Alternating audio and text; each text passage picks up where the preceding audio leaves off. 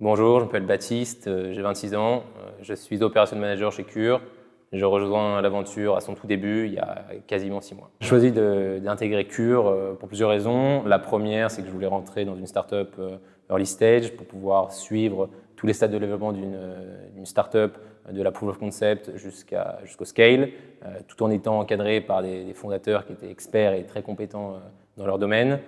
J'étais aussi intéressé par le secteur de la santé et celui de la food, donc le marché des compléments alimentaires, c'était un très bon compromis entre les deux. Alors il y a deux grosses parties dans le métier d'Operation Manager chez Cure.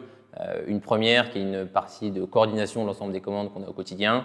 Donc concrètement, qu'est-ce que c'est? C'est faire de l'order management, faire de la gestion de stock, faire du demand planning et coordonner l'ensemble de nos partenaires qui travaillent avec nous, qui sont les centres de conditionnement, les sociétés d'expédition ou encore l'ensemble des fournisseurs, tant en produits ou en packaging. Et il y a une deuxième partie plus stratégique qui est celle d'anticiper et d'optimiser notre supply chain afin de modéliser ce que sera la supply chain de demain et de prévoir au maximum le scale afin de pouvoir traiter les commandes d'aujourd'hui et de demain de la même façon avec le même niveau de rigueur et le même niveau de qualité.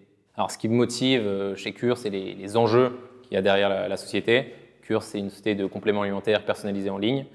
Donc, la personnalisation est au cœur de notre métier. La personnalisation, d'ailleurs, est un enjeu qui n'est pas propre à Cure, qui est propre à toute l'industrie de la logistique, qui doit gérer une mutation entre un modèle de consommation de masse à celui d'un modèle de consommation personnalisé. D'ailleurs, à titre d'exemple, nous, avec une vingtaine de références, on a plus de 10 000 combinaisons possibles de commandes. Ensuite, il y a un deuxième enjeu, c'est celui du scale. Chaque jour, on doit anticiper, optimiser les flux de notre supply chain pour pouvoir prévoir le nombre de commandes croissantes qu'on reçoit chaque jour.